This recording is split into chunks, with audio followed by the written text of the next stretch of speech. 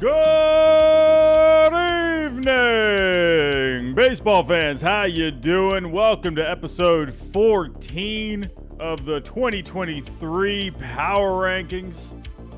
The Mariners have officially arrived. The Rangers are falling apart. The Brewers are red hot. The Blue Jays are stumbling. I'm still crying myself to sleep over Mookie Betts. Let's get to it.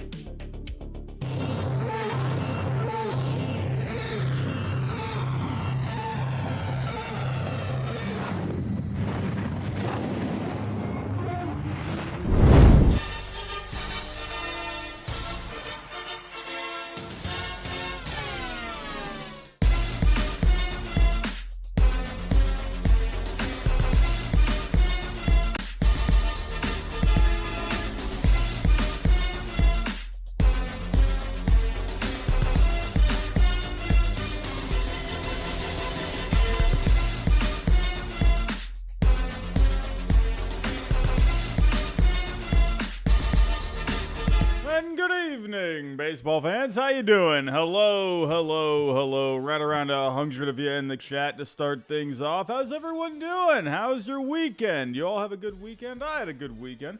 It was pretty fun, except for my Red Sox. Well, it was fun yesterday. Not so bueno in the other two games. My goodness, Mookie Betts almost gave me a heart attack yesterday. I'm not kidding. I'm watching the game. My goodness, they got the bases loaded. Mookie just cranks one to center field. I'm thinking he hit a go-ahead home run. I thought that was it. I thought Mookie Betts did it. I thought he hit a grand slam to take the lead.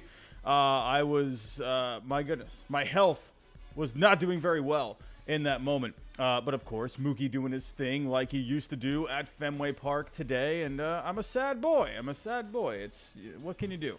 But a lot of good baseball this past week. A lot of good baseball this weekend. The Mariners are, in my opinion, officially here, right? We had, a long, how do I say it?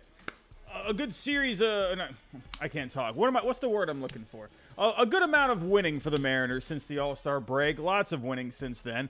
They've been red hot lately, but I was really looking for this past week to see if they could really take charge and just thrust themselves into first place in that division. And my goodness, they have done it. It's this is a Mariners team, I have said all year, waiting for that spark, waiting for this team to turn it on. The only thing they needed was some offense. They had the pitching, both in the rotation and the bullpen, and the offense is just going crazy lately. This is a scary Mariners team. We're going to dive into it tonight. I am very excited to see where you all, for you all to see what my top 10 looks like tonight. There are some changes for the top 10 tonight. There's definitely some movement in my rankings, so get yourselves ready. Get your popcorn. Get your sody pop, whatever the heck you're drinking here tonight. But I'm seeing a lot of familiar faces in the chat. Thank you, moderators, for coming out once again tonight. All the members, thank you. And just anyone else around the world watching, hello. How you doing? We got a new subscriber. Jeffrey, how you doing? Speaking of new subscribers, I just posted a video yesterday, and it is one breakout player for each team. If you haven't seen it, go check it out. I got more content on the way. Probably really looking at with my schedule right now with work. Again, I do want to get to a point where I'm doing this channel full time at one point. Not quite there, though. So we're probably looking at around maybe one video per week. Probably a couple of live streams per week and then one video probably on Saturdays. That seems to be the good flow that we've had going here on the channel for the last month or so. So, hey, again, check it out if you haven't seen it and expect another video probably next Saturday. So everyone, again, thank you for coming out tonight. And let's get to it here. Let's get to it. As always, if anyone is new, think about subscribing down below. Everyone, like goal for tonight is at least 100 likes. If you can hit that like button for me, I will love you forever. Hit the bell notification. That way you know I go live every single time. Share the stream if you can. Share it on Twitter. Share it on Instagram. Share it on Facebook. Go tell your grandma down the street to come on in and have some fun. Everyone, we are sponsored here by Underdog Fantasy. Proudly sponsored by Underdog Fantasy. The link is in the description down below. If you click that link and use my code HYDE, you will get a double on your first deposit up to $100. And actually, everyone, I decided to play a few games of Underdog Fantasy today. I decided to go the pick'em route for today. If you're not familiar with Underdog Fantasy, you can do daily drafts. You can do pick'ems as well. So I did two separate, or actually I got two done already, and then I got one live at the moment. So as you can see here, I won $50 today. I did lose $20 in another one, but for the pick'ems that I did in this one, I swung and missed on Aaron Nola today, man. Swung and missed. I did think Nola was going to have a good start because the Cardinals' offense has been cold lately, but I didn't think he was going to be this good. Man, Aaron Nola was on it today. I picked 0 strikeouts for Freddie Freeman. I was correct on that. I picked Mookie Betts having a good game today. I was very good on that one. Adam Duvall, I picked him getting more than 1.5 total bases. I got that correct. And Justin Turner, I had getting more than 8.5 fantasy points. So I went 4 for 5 on this today. Ended up winning $50. $50 overall on this one. Pretty happy with that. And but the other one that I did, no bueno on this one. Lost me $20 on this one. I picked Mookie Betts, I picked Justin Turner to have a better game than Mookie Betts today. I was wrong on that. I picked Bryce Harper to have a better game than Goldschmidt. I was wrong. I did pick Kikuchi to have more strikeouts than Syndergaard. I got that one right. I picked I picked Ohtani to have a better game than Lindor. In the end, didn't do very well on that. And what I have going on right now is we got 5 pick'ems here. Currently, it's right now in the 9th inning between the Giants and the Braves. Doesn't look like I'm going to hit on this one. But go check it out, everyone. It's our sponsor for this channel. The more you support this sponsor, better chances we can re-up with them down the road, and that will give me more of a chance to do this full-time down the road. So that's enough of me talking here. Let's get to the power rankings. Thank you all for stopping by. Let's get to it. If you don't know how we do it here, we start at number 30, and we go all the way to number 1. So let's get the music ready. I got the music ready, everyone. I got the music ready. So how I usually do the bottom teams now, since we're kind of pretty much in the thick of the playoff race now, I'm going to kind of go through the latest news and whatnot with these bottom teams, kind of just quickly go through them. So let's get to it. So as always, I think this team is going to be locked in at number 30 for the rest of the year, the Oakland A's. But we do have a little something on the Oakland A's here. We got a little something. So coming out of the mayor's office in Oakland, they could possibly demand for the A's to have their name kept in Oakland, right? If they are to, so pretty much the story is, if they want to extend the lease for the stadium, right? Because remember, they're going to Vegas. They need a new stadium built there. So, I mean, hey, stadiums don't get built overnight. So the mayor is contemplating demanding them keeping the A's name, the Athletics name in Oakland, if they want to extend the lease of the stadium so they can have time for a new stadium to be built. It's interesting. I mean, I can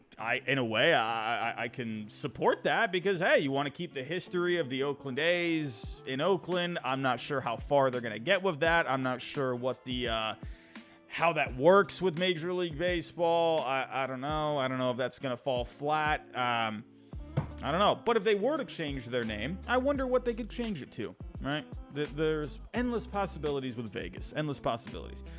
Jimmy Productions. Robbie, show some respect to my Nationals tonight. I might. Let's see what you all think of where I put the Nationals for tonight. Thank you, Jimmy, for the super chat. Let's move on here. let's get back to the rankings. Here we go. At number 29, we got the Colorado Rockies. With the Rockies, we got a few little things to talk about here with the Rockies. Bud Black, his 1,000th game managing, happened today, and it was a win. Hey, good for Bud Black. The Rockies. Here's a not-so-fun stat for the Rockies. I'm sure Rockies fans are just going to love to hear this one. The Rockies are the first team in the modern era to lead 6 consecutive games. This happened this past week. They were leading in 6 consecutive games in the 6th inning or later, and they lost all of them. I'm so sorry. I'm so sorry. In other news, the Rockies, they released Jerickson Profar. Remember, they signed him in the offseason, and they promoted Hunter Goodman, their number 12 prospect. He can play first base. He can play some catcher as well. Who knows where the long-term position's going to be? I would imagine probably more first base, DH, maybe can catch a little bit. But his numbers overall in the minor leagues this year between AA and AAA, hitting .259 with an .848 OPS with 25 home runs. But when Goodman got called up to AAA, this guy was wrecking AAA. Listen to these numbers. Over 15 games, Hunter Goodman, he was hitting .418 with a 1.321 OPS and 9 homers. The dude had 9 home runs in 15 games at AAA. My goodness. Hunter Goodman, have yourself some cake, my friend. At number 28, we got the Kansas City Royals. I'm going to be honest with you. I don't got much on the Royals. Alec Marsh, he had 9 strikeouts in 5 2/3 today, but they got swept by the Mariners, helping the Mariners get to where they want to be. At number 27, we actually have a little bit of an interesting story here with the Chicago White Sox. Let's go talk about. I actually got a couple of stories with the White Sox here. Let's dive into this. Not sure if anyone heard about this or not, but 2 women on Saturday inside Guaranteed Rate Field got shot. I mean, my goodness. What in the world is going on? That is just awful. I mean, so reports are that the women are doing okay. They did get injured. One of them got grazed a little bit. But they don't know. Listen to this. This is what makes this really interesting. They don't know if the shots came inside the stadium or outside the stadium. What is going on? If I'm at a game, right? Listen, you all know I love me some baseball. You all know this. I think that's a given because I have a channel. If I'm at a game and I hear gunshots, I'm out. See you later. I'm not staying at that. I'm not staying at a Chicago White Sox game of all games. If I'm at like a game and they're good teams playing, okay, yeah, maybe, but it really just depends on the situation, obviously. But there's no way I'm staying at a White Sox A's game if there's gunshots being fired. Are you kidding me? Like, what in the world? But yeah, Carter Hawkins, so no one heard the shots. I thought I had read that somewhere. So I guess, I don't know, man. That's just like wild to me. But what can you do? As for the actual White Sox, Yohan Moncada went 4 for 4 today. Over his last 15 games, he's hitting .321 with a .333 on base and a .536 slugging. In other news with the Chicago White Sox, this is pretty interesting. John Morosi tweeted this past week. So Rick Hahn and, oh my goodness, I'm going completely blank. Wow, I'm going completely blank. Ken Williams, they got fired this past week. My goodness. So the White Sox, they're overhauling that front office. And it is now being reported that Mike Rizzo is viewed within the baseball industry as a potential candidate for the White Sox top baseball operations position. Remember, he has not had his extension finalized yet. And people are wondering if Mike Rizzo could end up going to the White Sox. That is very interesting. Very interesting. So keep your eyes out. Keep your eyes out for that. Keep your eyes out. Man, oh man, I think we got a very interesting offseason coming up. But But that's it for the White Sox. Let's move on. Coming in at number 26. We got the Pittsburgh Pirates. Not a whole lot with the Pirates, but Paul Skeens made his Double-A debut. He got knocked around a little bit. He didn't make it out of the first inning. 2/3 of an inning, 3 hits, 4 runs allowed, 2 walks, 2 strikeouts. However, the largest crowd ever at PNG Field for the Altoona Curve, the Double-A affiliate for the Pittsburgh Pirates. The largest crowd ever for that stadium. Paul Skeens, man, he's attracting the fans. That mustache, man, it draws the people. At number 25, we got the New York Mets. Nationals fans, are you paying attention? Are you paying attention? I haven't said the Nationals yet. I'm saying the Mets. You paying attention? But the Mets, nothing really going. There's not much to talk about with the Mets, when it comes to what they're doing on the field. They lost both their series this week to the Braves and the Angels. Benches did clear on Saturday after Pete Alonso was hit by a pitch on his neck. That's pretty scary, if you ask me. But Pete Alonso homered today. But speaking of Pete Alonso, we have some news on Pete Alonso. There are reports coming out. Let me pull this up here. Here we go. Pete Alonso is expected to be traded this offseason.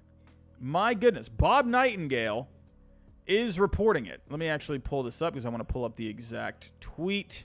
Or where was it? Was it the article? Can't find it. Let me just go back over here. I'll just pull this up. So Pete Alonso is expected to be traded this offseason. And if you remember, going back to the trade deadline, Pete Alonso, his name came up at the trade deadline, right? The Mets, they were making all those moves, and then Alonso's name came up out of nowhere. Nothing ended up happening, but it was reported this past week that the Brewers were talking to the Mets about Alonso, as well as the Cubs. Remember, the Cubs, they ended up getting Jeimer Candelario, so not surprised to see the Cubs get involved here. So, hey, listen, the Mets, when they got a plan, they're going to go out there and make it. Right, and if this is getting out there, he's gone. Sorry, but the way the Mets are, they don't seem to mind about this kind of news getting out into the public. So that's just how it's been. We saw it with Scherzer. We saw it with Verlander. We saw the whole report with them looking towards 2025. Pretty much what's going on right now. Also, Bob Nightingale, what he said was that anyone that's under contract or who is not under contract, is up for grabs. So if we were to go to the Mets, let's go to their payroll as of right now. So Pete Alonso, I do expect him to be moved. We'll have to wait and see how the offseason shakes out. I mean, sure, there's always teams that could use some power. He could DH. He can play some first base as well. So if we were to go to their payroll, as of right now, if we were to look at some of the bigger contracts, you got Jose Quintana is going to be there till 25. So I'd imagine Quintana. Oh, wait, no. Sorry, I apologize. So Quintana could be up for grabs as well. And you have some guys that are in arbitration as of right now. So guys like Drew Smith, there's not a whole lot of big names, but Pete Alonso is obviously the bigger one. Carrasco is going to be a free agent after this year. I don't expect them to bring him back. But yeah, Quintana, he's going to be up for grabs. So, hey, pretty interesting there. Could this mean maybe they're going to try and part with Starling Marte? Could they, because he's not a free agent until after 2025. So I could see them maybe trying to move him and eat some of that contract. I think that's very possible. It's going to be a very interesting offseason for the New York Mets. And I'm not surprised at all to see them looking to trade Pete Alonso, because I think the first clue was that there hadn't been any sort of extension talks, right? The same thing's been happening with Alex Verdugo. Alex Verdugo is going to be a free agent down the road here and in just a little bit, and there haven't been any extension talks. So, it's kind of the same feeling with Pete Alonso. When your long-term future is up in the air, anything can happen. And if it's being put out there that they're going to be trading him, I fully believe that they're going to move him. So, but that is it for the New York Mets. Moving on to number 24, we got the St. Louis Cardinals. Nothing going on really, with the Cardinals. No major news. Drew Rom made his second start of his career. He got knocked around in his debut, but he did a little better today against the Philadelphia Phillies. 5 1/3 innings pitched, 2 runs, 6 strikeouts. Aaron Nola, he pitched his hiney off today. My goodness, there was no stopping Aaron Nola today. Absolutely. If you're playing Underdog Fantasy, look to add Aaron Nola. I think he's going to be going on a run. So in his next start, look to add Nola. I think he's going on a bit of a run here. He's had a pretty up and down season this year, but I think we could see Nola going on a bit of a run. So look out for him on Underdog Fantasy. And number 23, we got the Detroit Tigers. Fun moment today with the Tigers. You got Miguel Cabrera, Justin Verlander. These dudes used to be teammates, right? These guys have had battles over the years, and they had their final battle today, right? Going up against each other. Miguel Cabrera did hit his 510th home run this past weekend. But really, with the Tigers, the future is what was pretty exciting for the Tigers, and that was Parker Meadows hitting a walk-off 3-run homer against the Astros after Framber Valdez had 7 no-hit innings. Framber Valdez is nasty, man. Absolutely nasty. Parker Meadows, he had just been called up recently. First home run of his career. He was a second-round pick back in 2018 out of Grayson High School. He was the number 10 prospect as of right now for the Tigers in their system. In AAA this year, he has an .811 OPS and 19 homers. So Parker Meadows, special moment, man, getting called up and you get a walk-off home run against the defending champs. That's not too bad if you ask me. I do want to address something. My potato brain really got the best of me this past weekend. You all know me. I will gladly take my L's. I will debate. I will go back and forth with people if I feel like I'm right, and I am okay with admitting I'm wrong. And in my video that I posted yesterday for one breakout player for each team, I went with Spencer Torkelson as the breakout guy because this guy's been mashing lately. I don't know why the heck I just completely I don't know, my brain just stopped working when it came to thinking of Kerry Carpenter. I don't know why, because I'd been if you go back to my last 2 streams talking about Kerry Carpenter, I've been talking about how this guy's been hitting well. He just played at Fenway a couple of weeks ago. I know Kerry Carpenter's been having a good year, and for some reason, I just went blank on him. I don't know why. I don't know. I went blank. So I went with Spencer Torkelson as having a breakout year, which I guess you could say he is a little bit. But no, if I were to go back and fix something in that video, yeah, I would probably put Kerry Carpenter in there instead. I am sorry, Tigers fans. I apologize. I should have gone with Kerry Carpenter as the breakout pick. If I could edit the video, I would. Maybe YouTube will have that feature at some point where you can go, you can go edit the video and you can just go swap something in. But what can you do? Sorry, Tigers fans. I'm sorry. Here we go. Moving on. Number 22. Nationals fans, you've been asking for it.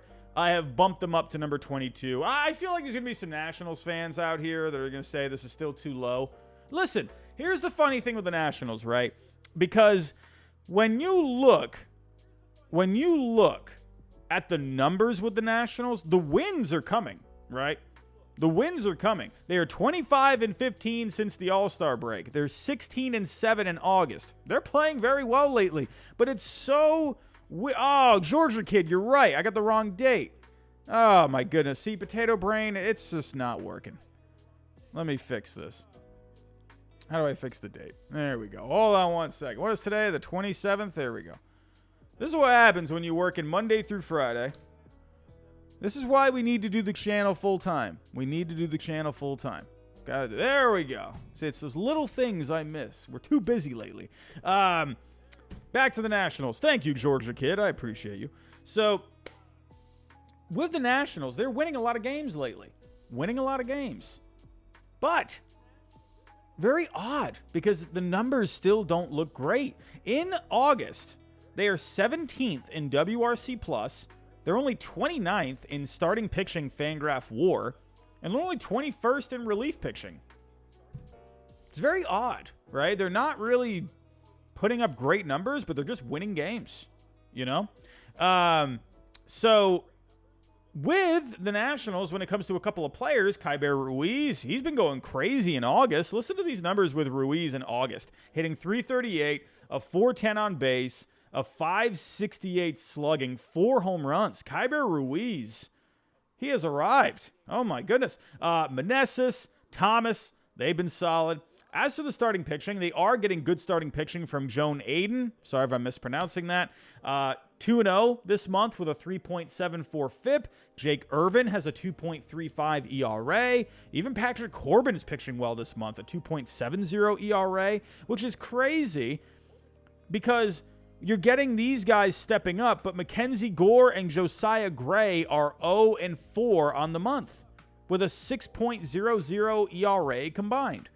How are the Nationals winning all these games? I don't get it. I don't get it. How are the Nationals winning these games? Because their numbers don't look very good. I don't know. Anyway, that's pretty much it for the Nationals. They are winning games, though. They are winning games. That's really what matters at the end of the day. If you're putting the W's on the board, hey, good for you.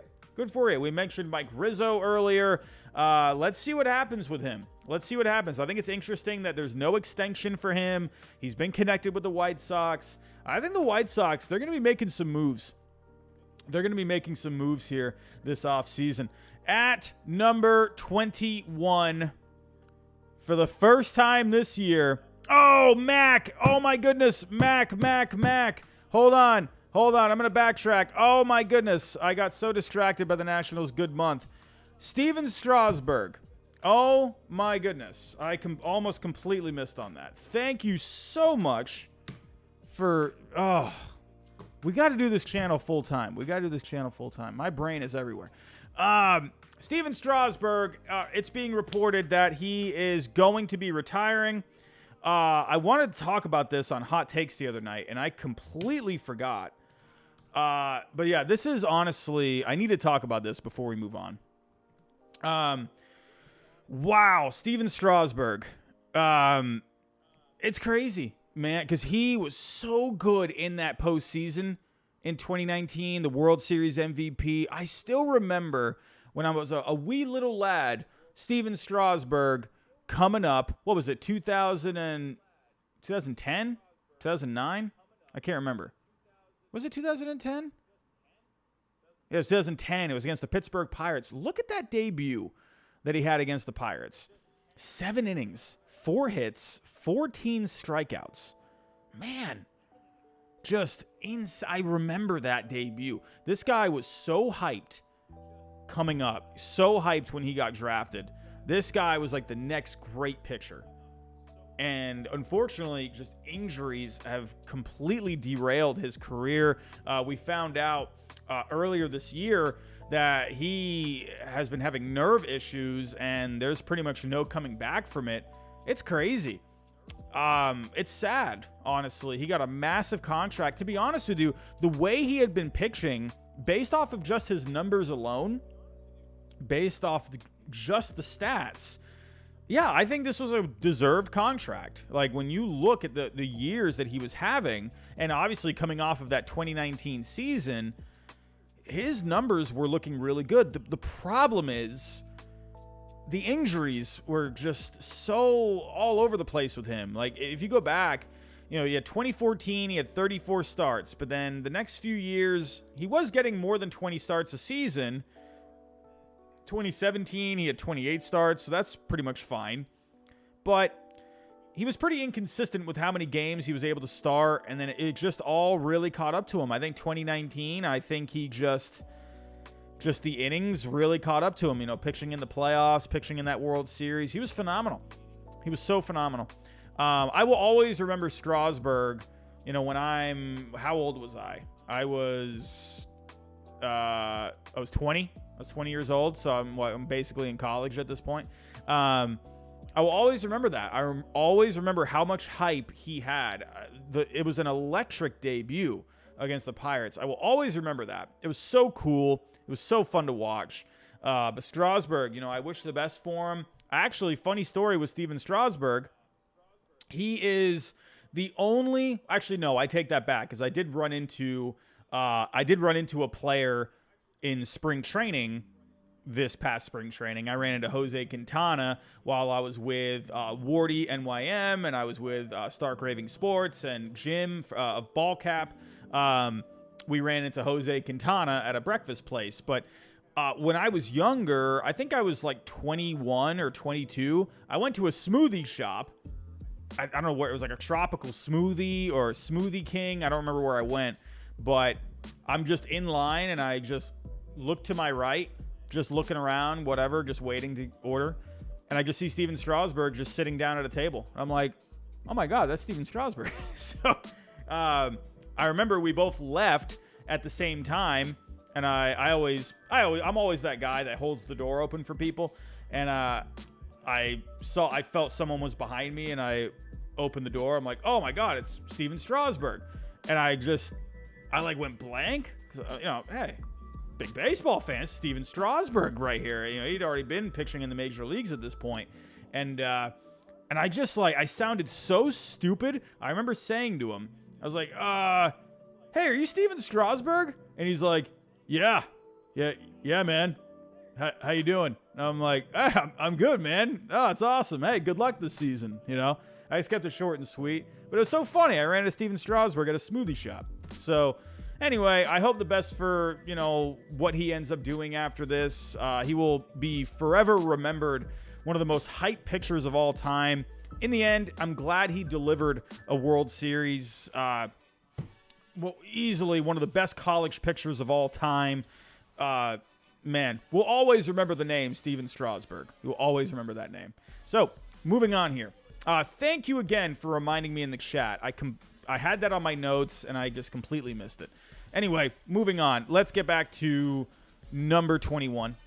We got the Yankees for the first time this season. The Yankees, actually, maybe this is the second time. I can't remember. But we got the Yankees at number 21. This is crazy to me that the Yankees are even in this spot.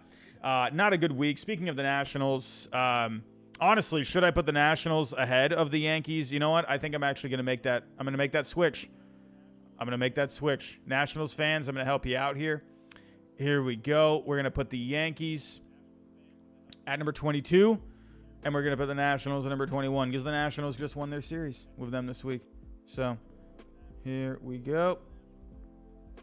So Nationals are at 21, and the Yankees are at 22. Apologies for that one. Another thing that slipped my mind. We need to do this full time. I had a busy day today. Here we go.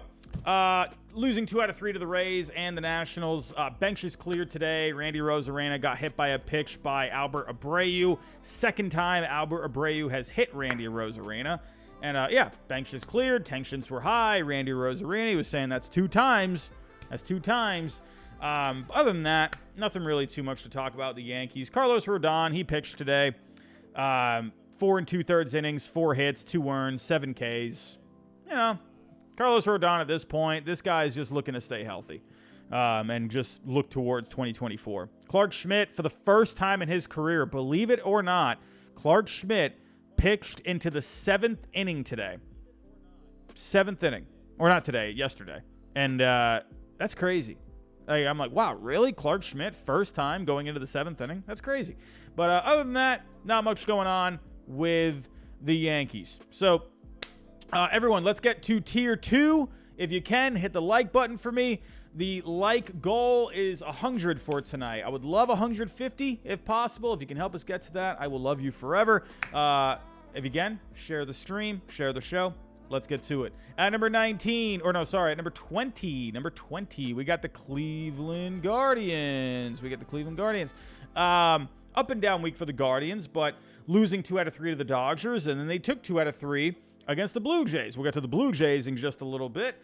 But the Guardians, it is what it is this season with the Guardians. 27th in WRC plus in the last 7, 22nd in starting pitching. But Jose Ramirez, 21st home run today. Tyler Freeman hit his first home run of his career. He was a 2nd-round pick back in 2017. But the big news, Noah Syndergaard. Thor the Guardian has been DFA'd. So what can you do? What can you do? Noah Syndergaard, will he latch on to another team? I don't know. But we also have some other interesting news. And Terry Francona. He has been hinting at, I wouldn't even say hinting. It sounds like it's very possible that he could be near his retirement. All right. Terry Francona, man, I have like just nothing but good things to say about Terry Francona, man. Like, obviously, 2004. I always just loved listening to Francona talk. He was a player manager, just so good in the clubhouse. He just had like this, like your favorite uncle kind of a vibe. You know what I mean? Like just a cool dude to be around, but he was a no nonsense kind of a guy. Just loved being in the clubhouse. Like, I love Terry Francona, man. Absolutely love Terry Francona. And if he does end up retiring, what an amazing career. You know, this guy, not just with the unfortunately, with the Red Sox, it ended on a pretty sour note. I still have a lot of sour feelings towards that with how the Red Sox handled that with his departure. I thought that was just horrendous, how there was like stuff coming out with Francona, like, you know, just very silly stuff. But, you know, it was like they were trying to drag him through the mud, you know, like trying to defend themselves, you know, getting rid of him or whatever. I don't know. It wasn't good. That's something I will never forget when it comes, you know, I'll be a lifelong Red Sox fan, but I'll never forget how they treated Francona on the way out. That was never something that sat with me very well. But yeah, Francona, amazing career, you know, obviously winning the World Series with the Red Sox in 04, 07, 2 World Series there, helping break the curse in 04, going to the Indians, you know, and now the Guardians, obviously, and had a lot of success there. A lot of success. Yeah, they didn't get the, you know, job done in 2016 in the World Series, but Francona, I think, will go down as one of the better managers of all time. I think when you think of great managers, he's definitely going to be up there, for at least in my opinion. You know, the guy won 2 World Series. You know, and he made it to 3. So Francona, amazing. Jacob Toon, $4.99. Sorry, this is late. I just realized I was a few minutes behind, but do the Nats still got to pay for Strasburg? Oh, that's a good question. I'm sure there's some kind of an insurance thing in there. I don't know the detail. I actually don't know the answer on that. I would imagine there would be some kind of insurance on that.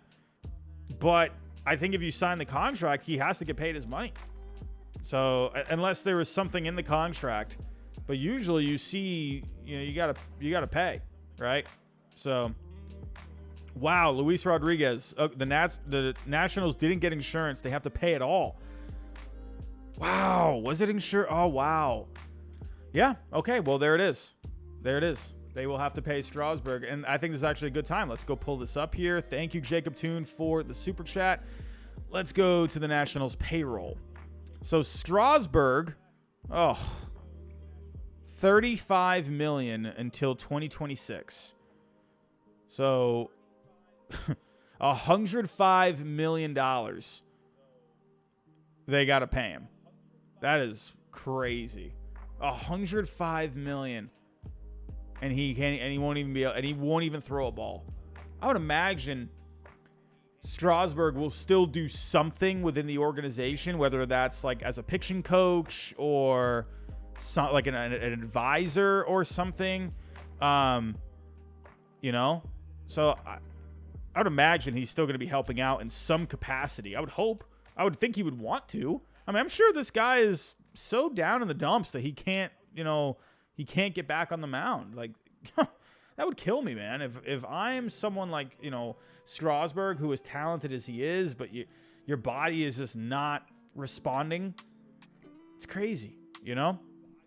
Crazy, man. But yeah, I would imagine Strasburg will still help out in some capacity. But moving on here. moving on. Let's get to the next team. Here we go. So, we got another super chat coming in. Moving on to number 19. Let's get to the super chat really quick. Taylor, how you doing, my friend? I know I'm early. Where do you think the Cubs will be at the end of the week? Close to the division lead, in third place, same spot. Let's go take a look at the standings. Let's take a look here. It's going to be a very big week for the Chicago Cubs. You got the Brewers coming up. Listen, with the Chicago Cubs, I'm going to be talking about them in a little bit. The offense, it's been as a whole, hasn't been amazing. You got a couple of guys who've been hitting pretty well. But as a whole, this offense really needs to get it going. They've been okay with the pitching. I'll get more into the pitching here in a little bit. But they've had a few guys stepping up for them. Marcus Stroman, that was a bit of a loss. But they're 4 games back in this division right now. And it's just tough timing for them because they're not necessarily playing bad baseball. But the Brewers are just playing great baseball right now. And there's nothing you can do. It's like the Cubs are doing everything they can. Honestly, with the way the Brewers are playing, I think it's going to be a close series. I believe it is a 3-game series. I believe, if my potato brain serves me correctly. So, and even if they sweep, if it's a 3-game series, is it 3 or 4? I hate that I can't remember this stuff.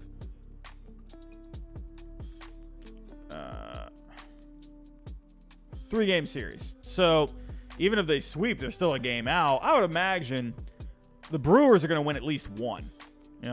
Good thing they have is they're at home. So, they got that on their side. But you know what? The Brewers are playing great baseball. I would imagine the Brewers are going to win at least one of those games. They've won 8 straight. It seems like they have really gotten themselves together.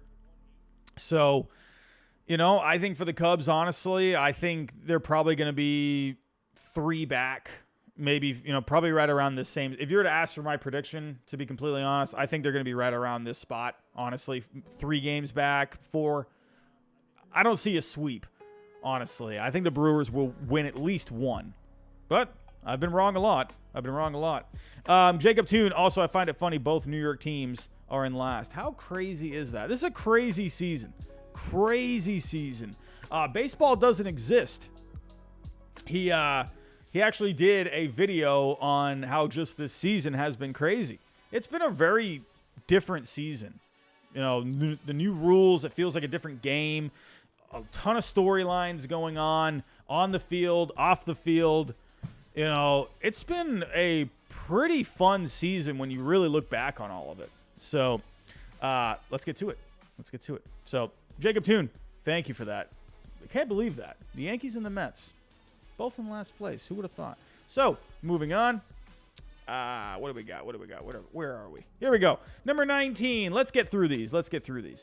We are at the Angels. We got some news on the Angels before I get to it, though. Up and down week. They're pretty much out of it. They're out of it at this point. They lost 3 to the Reds.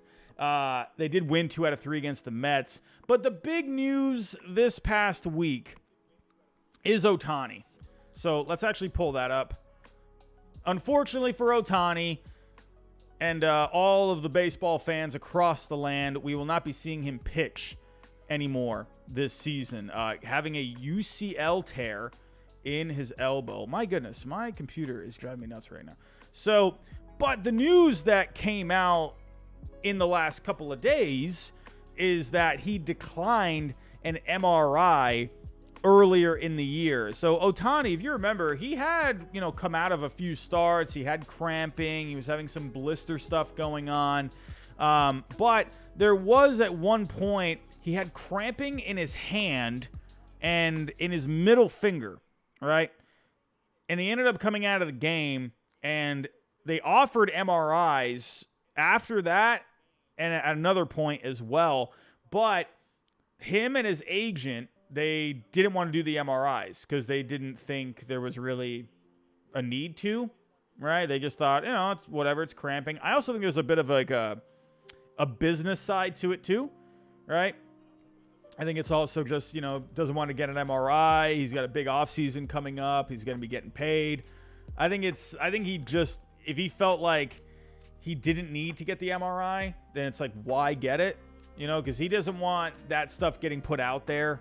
If his elbow and his arm felt fine and it was just some cramping in his hand, then, then I can see why he doesn't want to do it. Even Phil Nevin said, hey, a lot of these guys, they don't want to miss time, right? Because they're afraid they're going to get an MRI and they're going to end up being shut down or something. And, that makes a lot of sense with Ohtani. If he feels like he can pitch, then he's going to want to pitch because he wants to up his value as much as he can for this offseason. And, the Angels were in contention at one point and he wanted to compete. So I don't blame Ohtani, but I think there's also a business side to it too. So, a lot of people are kind of, jumping on this, and a lot of people are saying too that Perry Managian, I always feel like I get the name wrong. Perry Managian, am I saying that right?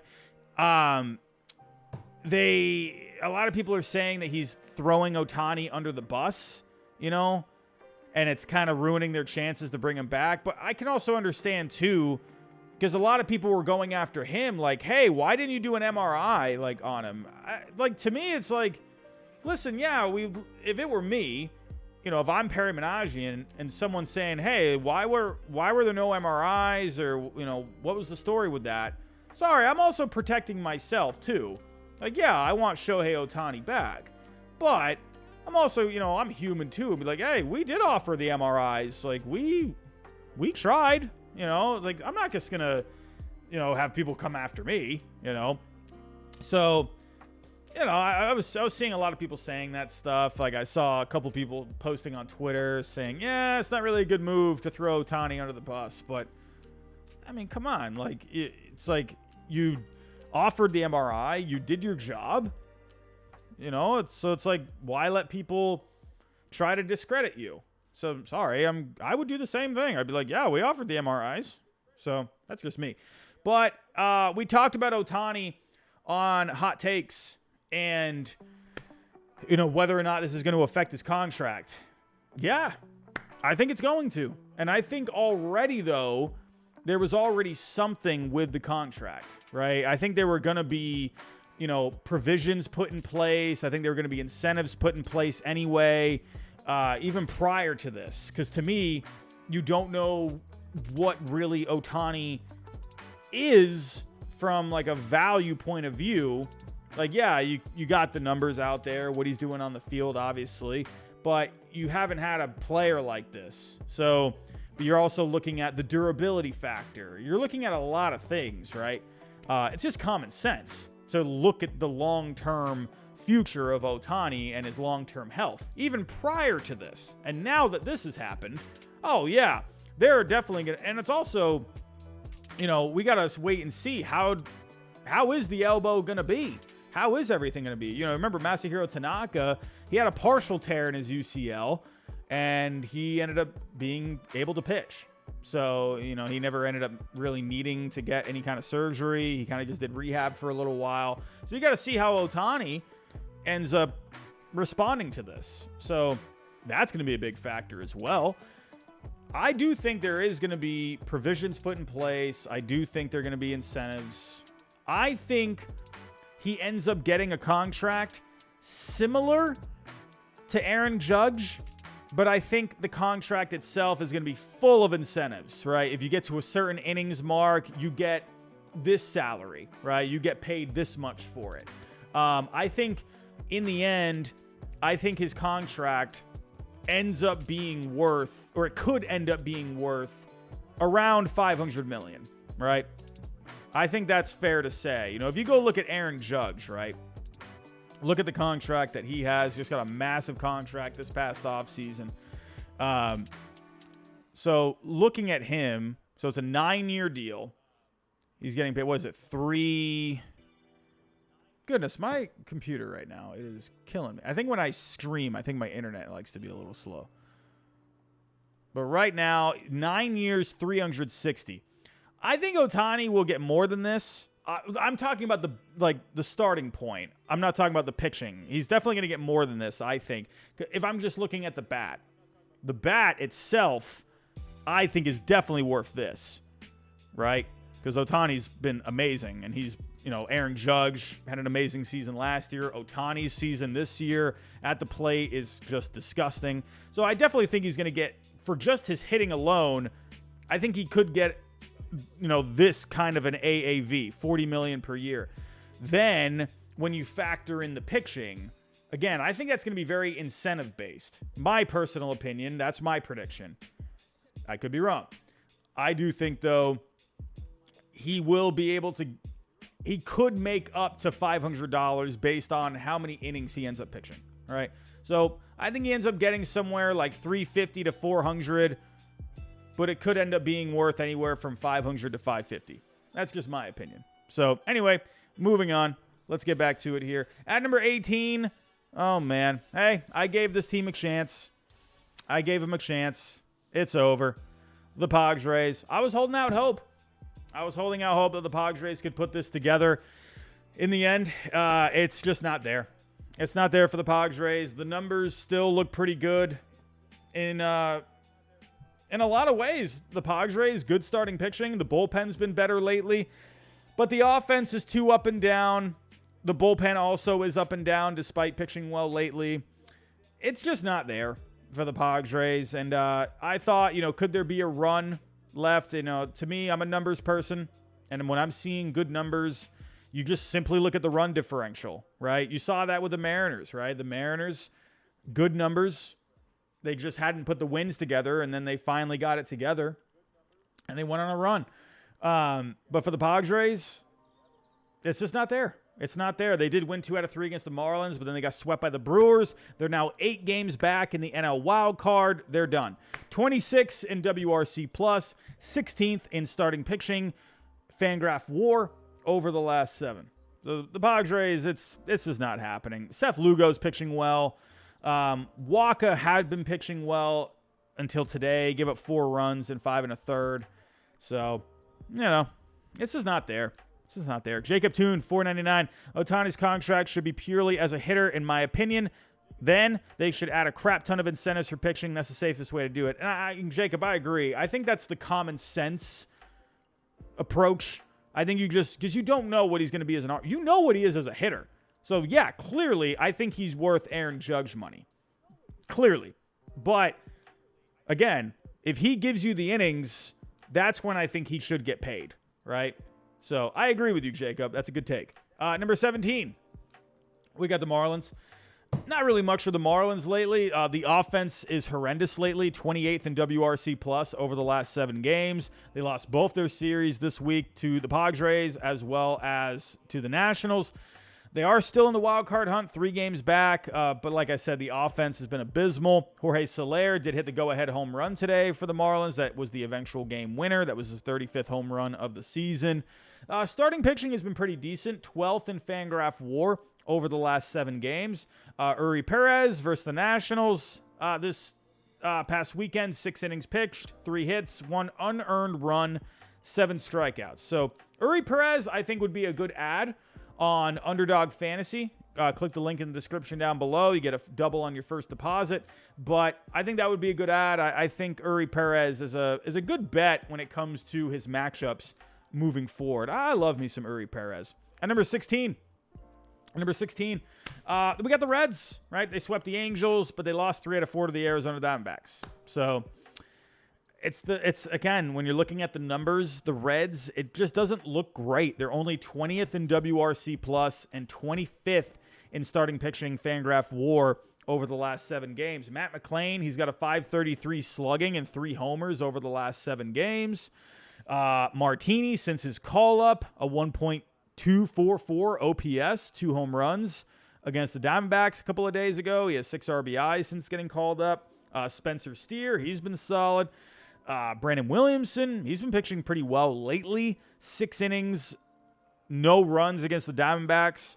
He did take the L in his prior start against the Blue Jays. He gave up 4 earned in 5 2/3. But then against the Pirates in the start prior to that, he went 5 2/3, 2 hits, 1 earned. So Williamson, he's been pitching pretty well, but Hunter Green, he got demolished by the Blue Jays not too long ago. I don't know. I just don't know if really the Reds are quite there. They were pretty fun there for a little while. But listen, I know they got hot and they were that fun story, right? Like the Orioles were last year. But when I was doing the power rankings, and I mentioned this, anytime I had the Reds did make it into my top 10. Because at the end of the day, wins are wins.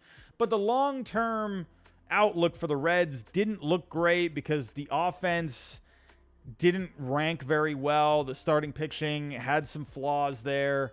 I just didn't think they were quite there. They got close, but now they're 6 games back. I just don't see really much with the Reds moving forward for this season. But next season, look out for the Reds. Look out for the Reds. At number 15, we got my Red Sox. Hey, I could talk forever here. Hey, it was awesome seeing Mookie Betts back at Fenway Park this past weekend. It's kind of weird seeing him in a Dodger uniform at Fenway Park. That was just kind of weird getting used to. I don't know why. I had a hard time with that. It was like just so odd to me. But they lost 2 out of 3 to the Dodgers this past weekend. They split with Houston this past week. Scored 17 runs against the Astros in one of those games. My goodness. But they're still pretty out in this wild card race. They're 4.5 out now. I don't know. I think it's just going to be too little too late for the Red Sox. I think they're just too up and down this year. There are some great things about this team, but then there's just other parts about this team that aren't quite there, right? I do expect a good offseason for the Red Sox. I do. I think the Red Sox, I'll say this right now. I'm going to go Giraffe Neck Robbie on all of you. I think the Red Sox are absolutely going to be playoff contenders next year. I think they're going to have a good offseason. They're going to go out there, going to make some moves. You got these prospects that are moving up now. I absolutely think the Red Sox are going to be in playoff contention next year. So, David, I'm not going to spend an hour on the Red Sox, okay? And hey, that one time, it was only like 15 minutes, all right?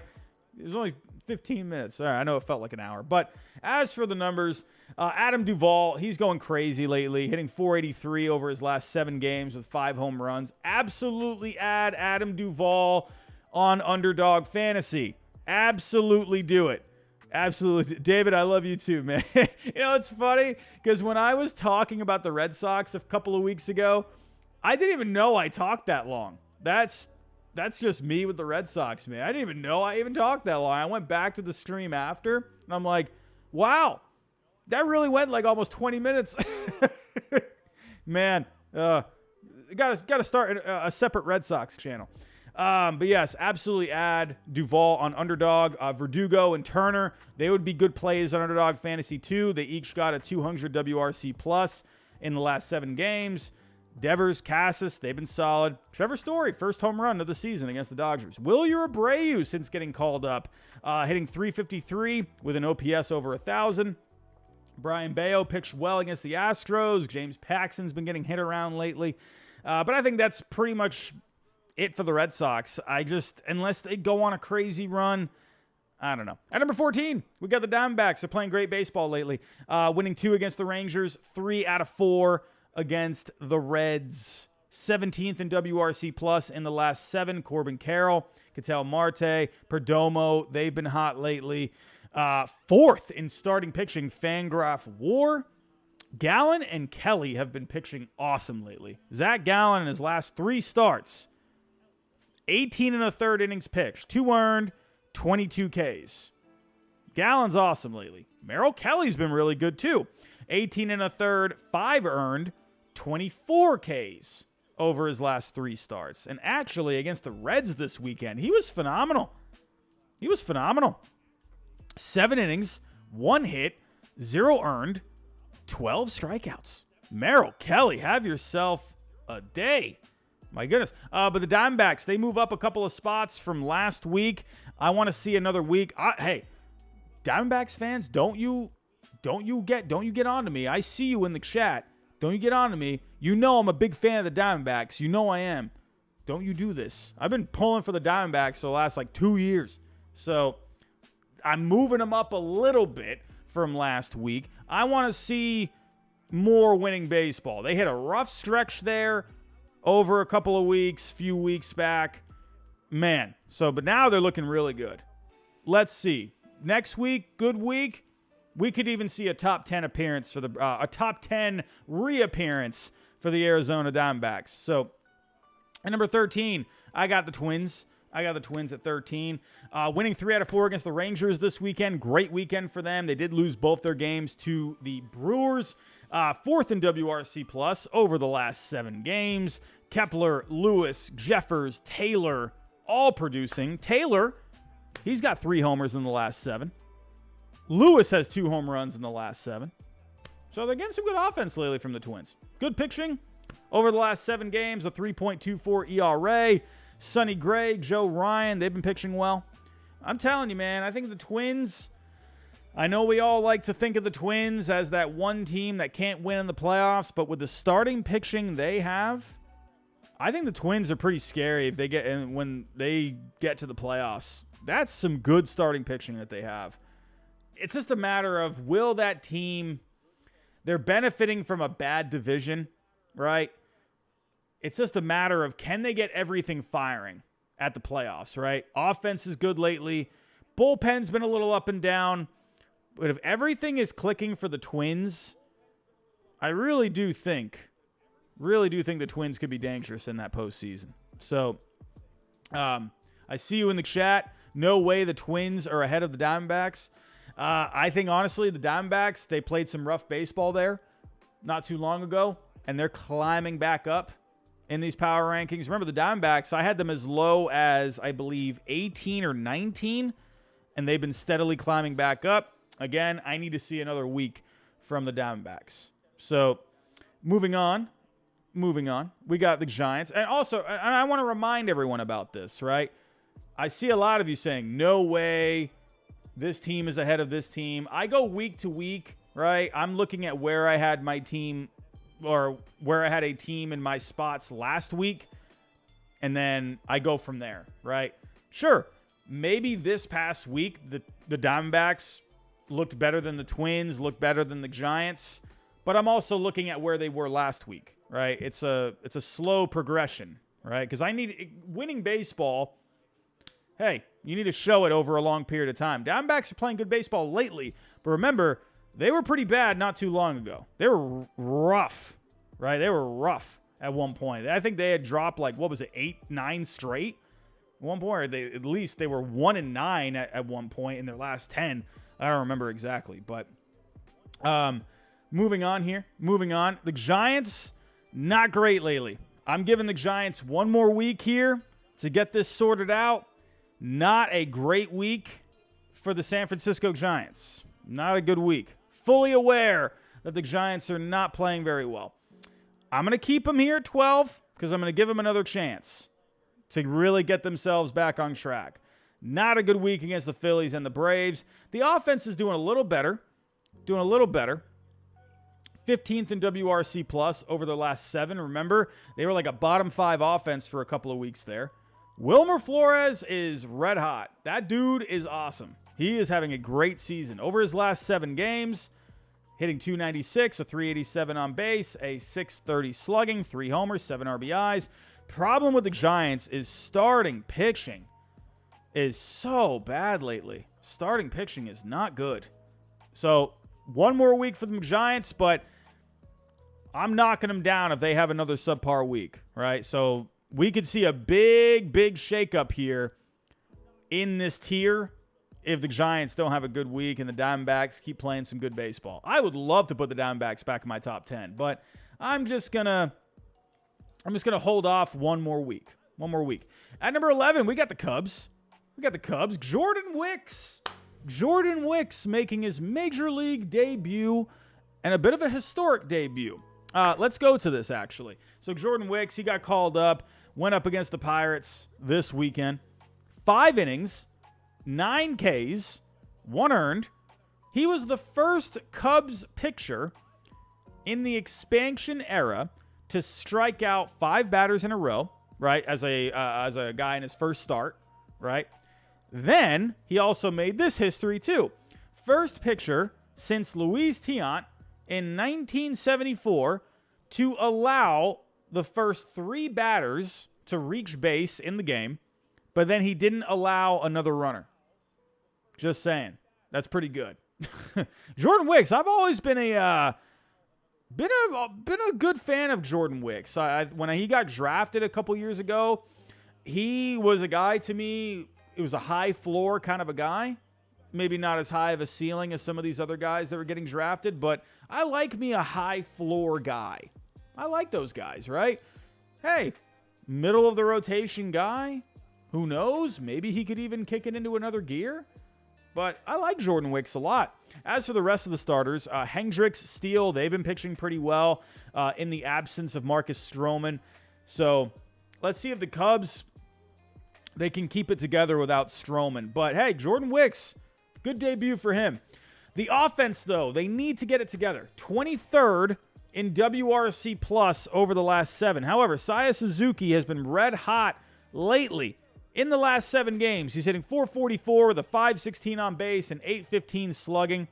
Last 14 games, he's hitting .364 with a .410 on base, a .673 slugging, 3 homers, and 10 RBIs. Seiya Suzuki, guy's red hot. Ian Happ is red hot lately. Cody Bellinger, Nick Madrigal, they've been solid. So, but for the Cubs, if we were to go take a look at the standings, let's take a look at the standings here. And actually, we're going to go take a look here at the new feature on this channel. I debuted it last week. And, hey, I'm happy with it, man. I'm happy with it. Here we go. Let's go take a look at the NL wild card. My goodness. I love the way these standings look, man. They look cool. They look cool. But the Cubs right now in that second wild card spot. Arizona is now in that third wild card spot. The Giants, 1.5 back. We got the Reds, 1.5 back. We got the Marlins, 3 games back. So, still a little tight. Still a little tight.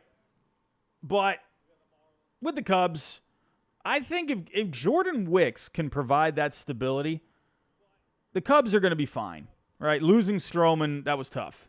But Jordan Wicks is going to be key for the Cubs, because they're going to need at least something decent out of him, right? So we're going to have to see how this shakes up. I think the Phillies are completely fine. I don't think they're going to be losing any of those wild card spots at all. I think they're going to be firmly in that first wild card spot. And the Diamondbacks, I'm not surprised they got back into that third wild card spot. I like the Diamondbacks this year. So let's wait and see how this shakes up. But we got a big week of baseball coming up. Here we go.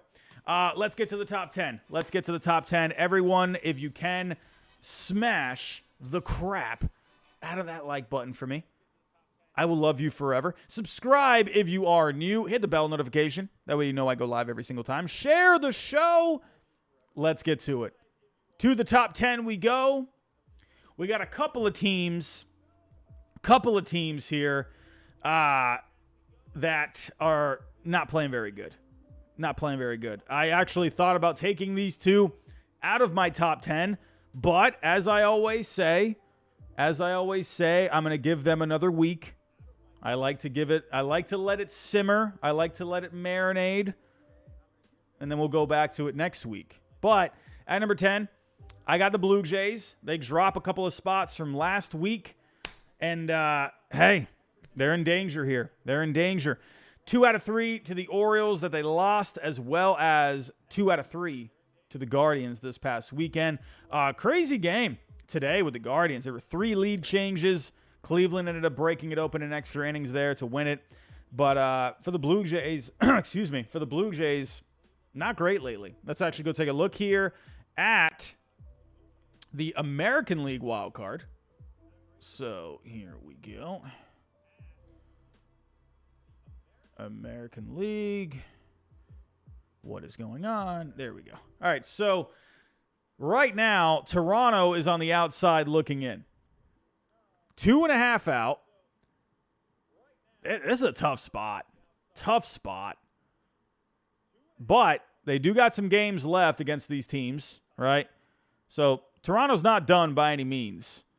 And, yeah, you know, it's just, I don't know. This is just such a weird team to me. it's a good team. And, let me come back to you.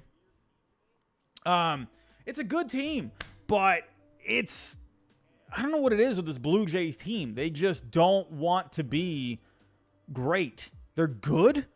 They're very good, but they don't want to be a great team. I don't know. It's like they have good hitters in this lineup. They have good starting pitching. The bullpen looks great. When you look at them on paper, they look like a team that could easily make it to a World Series. And then they just don't put it together. It's crazy. Like, wow. Also, bad news today. Bo Bichette had to come out of the game, right? Right quad tightness. Chapman had something wrong with the middle finger in his right hand. He had to come out. So there's something with those guys. Is that going to be a lingering issue for them? The offense lately is pretty good. 11th in WRC+. Brandon Bell has a 944 slugging and 4 homers in his last 7 games. Vlad Jr. is hitting well over the last 7. 375, 400 on base, 542 slugging. Yeah. So their offense has been fine. But it's kind of one of these things with the Blue Jays. One part of the team is good, another part maybe not so much. That part's good one week, another part not so much, right? I don't know. Hyun-Jin Ryu, he has been pitching pretty well. Overall, as a whole for the Blue Jays, not great with the starting pitching lately. Alek Manoah, losing him, with what he was projected to give you this year, I did expect a step back from Alek Manoah, but not this much. All right, and so, hey, luckily Yusei Kikuchi has really stepped up for them this year. But overall, it's still quite the blow for the Blue Jays, man, especially with what he gave you last year. Man, Alek Manoah, hope he gets himself back on track. But Hyun-Jin Ryu, over the last few starts, he's 3-0 with a 1.20 ERA. So that's a good sign. For the Blue Jays, they do have the Nationals this week. Nationals have been playing well lately, so that could end up being a tough series. You got the Rockies. So, this could be a week for the Blue Jays. Could it end up being another up and down week for them? The Nationals playing good baseball lately. The Rockies, they should be able to win that series. But let's see. Let's see. But for the Toronto Blue Jays, I'm going to pull up the strength of schedule. Here we go. So the one thing the Blue Jays have going for them is they do have a pretty favorable schedule, right? So looking at them, you got 6 more against the Rays. You do have 4 more against the Rangers. You still have that. So, hold on one second. Let me share the screen. Is that showing? Yes. Okay. So, you got the Rangers right there, and the Rangers are now in a wild card position. So that could end up being interesting. But the Blue Jays, look at all these matchups they have. You got the A's, you got the Royals, you got the Rockies. We just mentioned 3 against the Nationals, but they've been playing well lately. The Yankees have not been playing well. So the Blue Jays, the opportunity is there. It's not hopeless for the Blue Jays at all. So they're just going to have to go out there and win some games. Let's see how they end up doing. But again, with this Blue Jays team, they're just never a complete team. Just never a complete team. One aspect is good one week. Another aspect is not so good, right? So let's see how the Blue Jays end up doing. At number 9, we got, my goodness, Texas Rangers, man. Texas Rangers. They lost to the Diamondbacks this week, lost their series to the Diamondbacks. Then they lost 3 out of 4 to the Twins. Had a 4-run 9th inning on Saturday. That ended up breaking their 8-game losing streak. So that was good for them. But walk-off loss today. More bad feelings in the Rangers clubhouse right now. They've lost 11 out of their last 15. In their last 7 games, their offense isn't horrible, but it's not amazing either. 19th in WRC+. Corey Seager, Mitch Garver, Nate Lowe, they're hitting well. Corey Seager in his last 7 hitting .310 with a .371 on base, .552 slugging. 2 homers, 6 RBIs. So Corey Seager's doing his job. right? But they need the whole lineup to start getting back into that gear. Remember when the Rangers were just blowing the roof off of everywhere they went? They don't feel like that team right now. But the power in that lineup is definitely there. Oh my. If that lineup gets hot again, look out. Starting pitching has been pretty solid for them overall. 13th in the last 7 in starting pitching Fangraph WAR. Max Scherzer, Montgomery, they've been doing their jobs since coming over. They've been great. The bullpen, though. The bullpen. What is going on with this bullpen? Horrible. 27th in relief pitching Fangraph WAR in the last 7. They have not been good over the last couple of weeks. Over the last 7, listen to these numbers for this bullpen. A 7.89 ERA, a 6.64 FIP. Atrocious. Atrocious. And when it comes to just wins and losses over the last 7 games, they're only 1-3. Just saying, man. I don't know. The Rangers are in a really bad spot. Really bad spot. Let's actually go back here to the wild card standings. So, like right now, they're still in a playoff spot. So it's not like they're in a horrible end of the world kind of a spot here, right? But when you think about how they've been playing lately, it just looks like, are they going to keep sliding here? And again, you had the Blue Jays going up against them eventually. The Astros, they've been playing pretty decent baseball lately. So the Rangers, I think, are in trouble. I think they're in trouble. And I see here in the chat, Philly Joe, Rangers ain't making the playoffs with that dreadful bullpen. This bullpen's been bad, you know? Bullpen's been bad. But let's get back to it here. Let's get back to it. So the Rangers, absolutely in a tough spot. At number 8, we got the Milwaukee Brewers.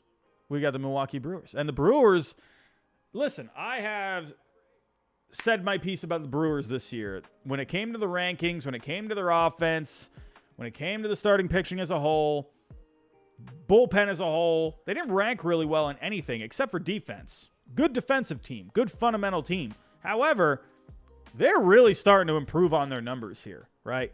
Really improving. So let's actually go back here. Go back to when the Brewers got swept by the Dodgers. Since then, they swept the Rangers, which is why I put them ahead of the Rangers here. Well, one of the reasons why I put them ahead. They took both against the Twins, and they swept the Padres this weekend, right? So the Brewers, they're playing great baseball since getting swept by the Dodgers. In the last 7 games, they are 10th in WRC+. William Contreras is hitting great. Willie Adames is hitting great. Tyrone Taylor is hitting well. Just saying. Starting pitching right now, the star of the show for the Brewers is Freddie Peralta. He's been so good. He's won his last 5 starts. He has 26 strikeouts over his last 12 innings pitched. Holy cow. Peralta, man, he's going crazy. The Brewers right now, when it comes to their starting pitching as a whole, over the last 7 games, they rank 2nd in strikeouts per 9. So they're getting a ton of strikeouts. Freddie Peralta is a big reason for that. So bullpen's been solid. 1.93 ERA over the last 7 games. Brewers are playing great, right? Now the Brewers, they're not just getting the wins. Before they were getting wins, but the numbers didn't look great. Now the numbers are really starting to look good, and they're winning games. So, hey, give it up for the Brewers, man. Give it up for them. At number 7, I got the Astros. Split with my Red Sox this week. It's funny because they gave up 17 runs against my Red Sox, but then they went out and scored 17 runs against the Tigers this weekend. Thanks to that outburst of runs, they were 8th in WRC+ in the last 7 games. Alex Bregman's been hot lately over his last 7 games. 429 on the batting average, a 543 on base, a 679 slugging, has a homer, 6 RBIs. Starting pitching, looking really good for the Astros lately. Verlander, he looked great today. He looked good against my Red Sox. Framber Valdez looked really good before the Tigers ended up walking them off. Astros are just playing great baseball. There's not much else to say. At number 6, we got the Phillies. How about Aaron Nola today? Aaron Nola, I'm telling you, add Aaron Nola on Underdog Fantasy. Adam, go click that link in the description down below. Use the code HYDE. Go sign up. Go add Aaron Nola when it comes to his next start. I am telling you, I think Aaron Nola is going to go on a run. He looked really good today, man. 7 innings against the Cardinals, 1 hit, 9 Ks. Zach Wheeler is another guy to add in Underdog Fantasy. Wherever you play fantasy. I don't care where the heck you play fantasy. Daily fantasy, wherever you play it. Go add these 2 guys because these guys are looking really good right now. Zach Wheeler in his last start, 7 innings, 10 Ks, 1 run allowed. But Nola looked really good today, man. Offense is looking great lately. Kyle Schwarber, Bryce Harper, red hot. Harper in his last 7 games. 462 with the average. 548 with the on base. 923 with the slugging. 3 homers, 10 RBIs. Kyle Schwarber in his last 7 games, hitting 292 with a 469 on base. 917 on the slugging. 4 homers, 6 RBIs. Harper and Schwarber are going off right now for the Phillies. So this past week, they won 2 out of 3 against the Giants. They swept the Cardinals. Man, oh man, the Phillies are playing great baseball lately. Great baseball. Top 5. Top 5. Who did I have in my top 5 last week? Let me just make sure I got this right. Top 5. Let me go see, actually. We had... Let me just double check. Just so I don't say the wrong thing. Everyone, if you can, while I'm pulling this up, hit that like button for me. The like goal was 150. I don't know if we hit that goal. I don't feel like checking. Who was in my top 5 last week? So, I know who was in my top 5. I'm just remembering the spots. Okay, so last week we had the Rangers, the Rays. So we had the Rangers at 5. We had the Rays at 4. Orioles at 3. Dodgers at 2. And the Braves at 1. We also had the Mariners at number 6. As you can see here, the Mariners are no longer at number 6. Where could the Mariners end up being? Will they be at number 5? No! The Rays are at number 5. The Rays are at number 5. But hey, give it up for the Rays. Give it up for the Rays, man. They're playing good baseball. Good baseball lately for the Rays. I think a lot of people are not realizing that the Rays are playing well, right? 2 out of 3 against the Rockies and the Yankees this week. Since Wander Franco left the team, right, since he didn't travel with the team to go play the Giants, the Rays are 9-3 without Wander Franco. I don't know if that's a coincidence or what. 7th in WRC plus in the last 7 games. So the offense, even without Franco, is hitting well. Yandy Diaz, Paredes hitting well. Diaz in his last 7 games hitting 375 with a 625 slugging. Paredes hitting 350 over his last 7 with a 750 slugging. So those guys are really carrying the lineup. Starting pitching is looking really good for the Rays lately. 6 in starting pitching Fangraph WAR over the last 7 games. Glasnow, Savali had good starts this week. Eflin looked really good against the Yankees in a loss. He went 6 innings, 2 runs, 11 Ks. Hey, the Rays are playing good baseball right now. What else is there to say? Could the Mariners be at number 4? Could the Mariners be at number 4? No! The Orioles are at number 4. They moved down a spot, not because they're playing bad. Not because they're playing bad. They actually played really well this week. But there's other movement happening, so the Orioles, by default, get moved down. However, we got some bad news. We got some bad news with the Orioles. Bad news. Felix Bautista, speaking of UCLs, Felix Bautista has a UCL injury. I haven't seen anything. I guess they're still kind of waiting to see on what's going on with that. So, Orioles fans, hold your breath. However, offense has been really good lately for the Orioles. They're 5th in WRC plus over the last 7. Santander, 3 home runs this week. Henderson Hayes with over 200 WRC pluses this past week. Ryan Mountcastle, 7 RBIs and 2 home runs in his last 7 games. Adley Rutschman, Jordan Westberg hitting over 300 in the last 7. Starting pitching has been great. Starting pitching, it's looking awesome. Man, Bradish, Kramer, Gibson, they're great lately. Orioles, I'm not moving them down from last week because they're playing bad. They're playing great. I just like a couple other teams a little bit better. So we have left the Dodgers, the Mariners, and the Braves. We got 3 teams. Could the Mariners be at number 3? No! We got the Dodgers at number 3. They moved down 1 spot from last week. 2 out of 3 against my Red Sox and the Guardians. 6 in WRC plus in the last 7. The Dodgers are hitting the ball very well lately. Mookie Betts, great game today. 3 for 5. 2-run home run today. 3 RBIs. Freddie Freeman, Max Muncy, they're hitting well. Good games today for them. Freddie Freeman, he went 3 for 5. Had his 50th double on the season today. Max Muncy went 2 for 5. Outman, solo shot today. 2 RBIs. Starting pitching, it's been a little up and down. Urias got knocked around. Miller gave up 4 going into the 7th the other day. Other than that, the Dodgers, they're keeping it together with the starting pitching.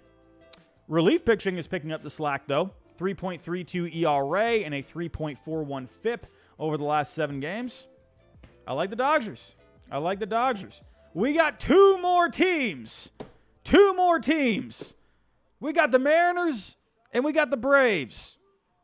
Have the Mariners done enough to take the number 1 spot?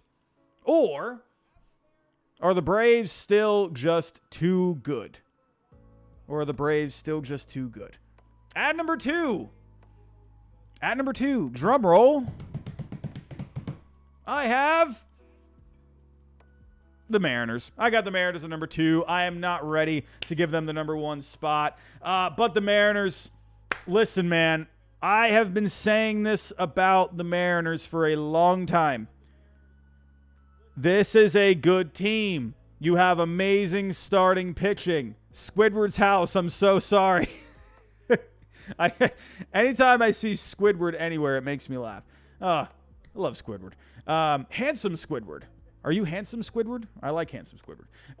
But the Mariners, I've been saying this all year, man. They got great starting pitching. They have a really good bullpen. Still have a good bullpen, even without Paul Sewald. Josh Rojas has been amazing for the Mariners. I remember when they made that trade, I'm like, God, you're getting rid of Paul Sewald? Beginning Josh Rojas? Got a couple of prospects. I did like that. But I'm just saying. The Mariners are a really good team. Every time I do my formula for my power rankings, a formula that has no meaning or no merit whatsoever, the Mariners are always so high on it. Always. Even when they were sitting around a 500 record. The offense was middle of the road. But the starting pitching, the bullpen were both top 5 every week. Good defense for the Mariners. They just didn't have the offense. It wasn't doing anything. And they finally woke up. That's all they needed. Once the offense woke up, that's all they needed. And the Mariners, they are, to me, I think right now, and I think for the rest of this year, and I think when the playoffs get here, you don't want to play the Mariners in the playoffs, man. I'm sorry. I think this Mariners team has a very, and I'm not even saying this based off of how they're doing. This is not an overreaction. I've been thinking this about the Mariners for a long time. This is a good team, man, and they absolutely could make it to a World Series. I really think that. Will they do it? That's a different story, right? Will they be able to execute? I don't know, right? But the numbers look good. Numbers aren't everything, though. However, with the Mariners, they're in the last 14 days, they are first in WRC plus. Amazing offense lately. Just listen to what these guys are doing right now.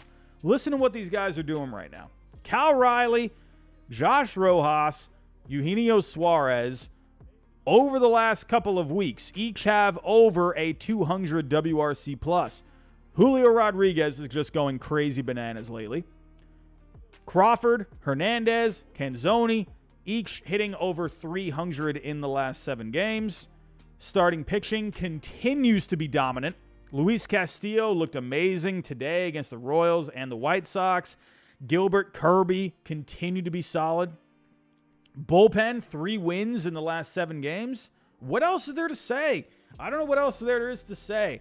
The only thing I needed from the Mariners was offense and wins. That's all I needed. The Mariners, to me, they're not quite the number 1 team yet. Don't think they're there yet, or they're not there yet, because the Braves just continue to be amazing. Continue to be amazing. I saw a super chat coming in. Jack M. Robbie, on behalf of the Pacific Northwest, you forever have our loyalty. Go Mariners. The team is clicking on all counts. Let's keep it rolling. Hey, man, I appreciate the support. I'm glad I can support in any way. It's a good team. Mariners fans, it's too bad you had to kind of start slow for like that first half of the year. I'm sure that was just so frustrating.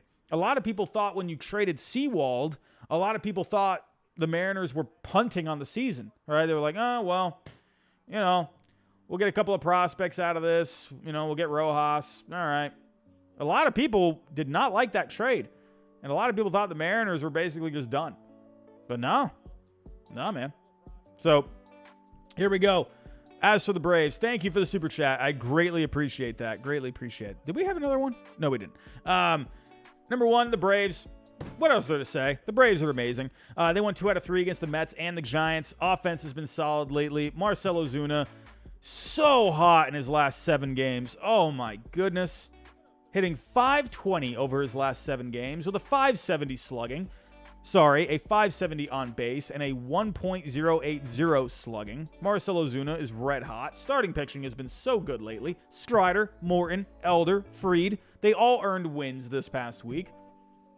Hey, I love what the Mariners are doing, but I can't take the Braves out of the top spot. I can't do it.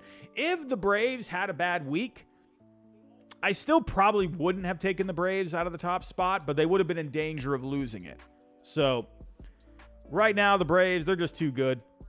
If we saw a Braves-Mariners World Series, oh, please give that to me. I need that.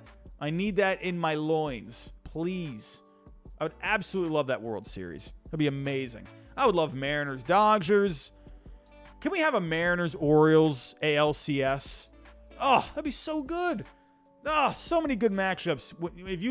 If you have the final 4 teams in this like top 10, oh, there's so many good matchups all the way around. Man. We got a couple super chats here. Sound FX, Braves at number 1 still. To be expected. Series wins against the Mets and the Giants, but no sweeps. 3 at Colorado, 4 with the Dodgers. That's going to be a fun series with the Dodgers. Pitching has stepped up lately. Just need to get more consistency. NLCS preview. I absolutely think you could see the Dodgers and the Braves in the NLCS again. Sound FX, you're awesome. Thank you for always supporting. Skull TYA Catch. Missed my earlier super chat. What was your earlier super chat? Where? Oh my goodness, my potato brain failed me again. Oh, I need to go pull this up. Where is it? Oh, let me go pull this up. I'm so sorry. Everyone, thank you for coming out tonight. I appreciate it. If you can, hit that like button. Where did we get for the likes? Oh, we're almost at 200 likes, everyone. We're almost at 200 likes. If you can, hit that like button for me. Hit that like button for me. Let's see. Let's go to here. Super chats. Oh, wow. You did have a $5 super chat. Skull, I'm so sorry. I'm so sorry. Let me pull this up. Here we go. The Twins frustrate me. They have the talent to be way better. They just seem to keep getting in their own way. Listen, I love the pitching with the Twins, right? They just feel like an incomplete team. Just something's not right with the offense. Like, you got these guys, like Correa has not had an amazing season. You know, Gallo has been up and down. You know, Buxton, I feel like hasn't been his usual self when he's healthy. You know, I know he was having the hamstring problem recently. It just feels like the Twins are just so up and down offensively. I don't know. I wonder if that's like a philosophy kind of a thing. Is that an approach kind of a thing? I don't know what that is.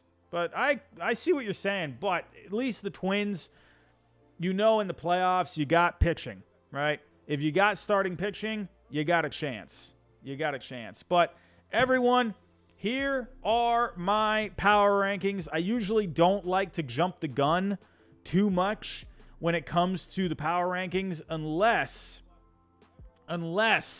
a team to me is fully convincing me with the numbers. They're playing hot. Like the Mariners, hey, they vaulted themselves for me into the number 2 spot, right? I'm not just putting them there because they're hot lately. They have had good numbers all year. It was just a matter of the offense just getting better.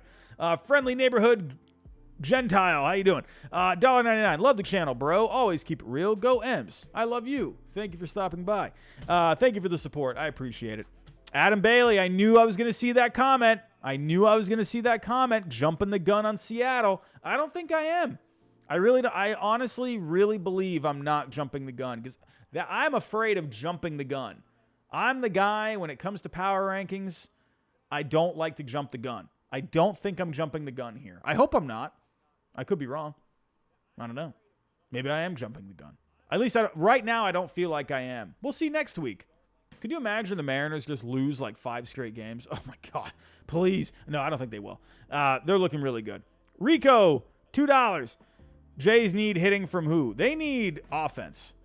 You are right. They need a more consistent offense, in my opinion. I mean, if we were to go take a look at the Blue Jays, you got like Belt's been hitting great lately. Vladdy's been hitting well lately. So if we're to take a look at how they've been doing over the last 7 games. So let's pull up the Blue Jays. Like Springer, he's got a couple of homers, good slugging, but not amazing with getting on base. Whit Merrifield's been cold. Chapman's been cold. Bo Bichette, he's been fine, I guess. He's not getting on base a ton. Varsho, I don't know. It's just not. It's very inconsistent. It's very inconsistent, Nick Young, $4.99. Who do you think is going to make the postseason bullpen for the Braves and the Dodgers? Man, I don't know. Well, let me go. Let me go take a look. Let's take a look at the Dodgers. You got to put Ryan Brazier in that bullpen for the Dodgers. I mean, absolutely. Brian Brazier better be in that bullpen for the Dodgers. He was so good. I mean, like against my Red Sox this past weekend. Goodness gracious. I wonder if Yarbrough will have a spot. I mean, Caleb Ferguson hasn't been amazing lately. I feel like he's going to be fine, though. They need a lefty back there. I don't know. And then on the IL, I mean, you got Almonte. He just went on the IL recently, a couple weeks ago. Joe Kelly, he's got some forearm stuff. I would imagine he would be in that bullpen if he's back healthy.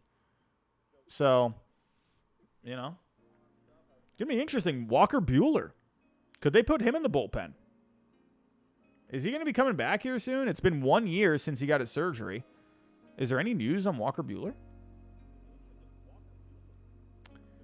Buehler will continue. So this was a couple days ago. Walker Buehler will continue throwing to hitters at the Dodgers training complex in Arizona as he has yet to toss more than 1 inning. Could you see Walker Buehler maybe in that bullpen? I think it might be too little too late, possibly. Yeah, Robert C4, Walker will be shut down until next year. It kind of feels like, do you really need to push him? I mean, look where they are. They're playing good baseball without Buehler. If they did bring him back, I could see it in a relief role. But I don't know. Would it just be better off for them to hold off till next year? As for the Braves, Nick Young. Braves, hey, that's a good bullpen there.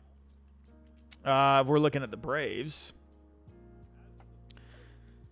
Well, I mean, you got 2 lefties as of right now. You got Minter and Hand in that bullpen. I mean, Anderson, I don't know if he's even coming back. Jesse Chavez, he's been out forever. I don't know. I feel like the bullpen, I mean, if there is a guy maybe you don't have. Maybe you don't put Brad Hand in that bullpen. He hasn't been amazing this year. But they might want to have another lefty. And then you got Michael Tonkin.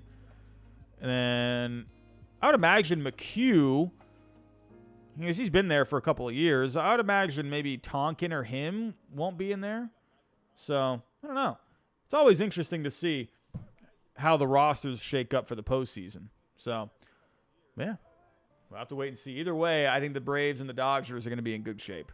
So, everyone, I'm going to get out of here. I got to work tomorrow. It's 11:25 here on the East Coast. I got to wrap this one up. Everyone, if you can, hit that subscribe button for me if you are new. Hit that like button for me one more time. Don't forget to hit the bell notification. Share the stream. Also, everyone, we will have another episode of Hot Takes. I want to do this every week. I want to make that the secondary show here on the channel.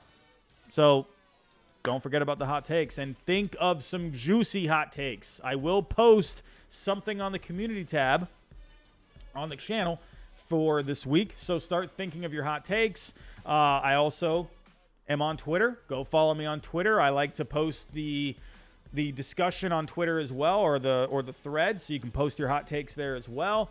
So go on Twitter, follow me there. And I know I've mentioned it a few times. I'm just going to say it one more time. Don't forget about Underdog Fantasy. Click the link in the description down below. Promo code is HYDE. You get a double on your first deposit up to $100. Everyone, I'm tired. I'm out of here. I got to work in the morning. Have yourself a great night, everyone. Get yourself some rest. Have a good week coming up, and I'll talk to you next time.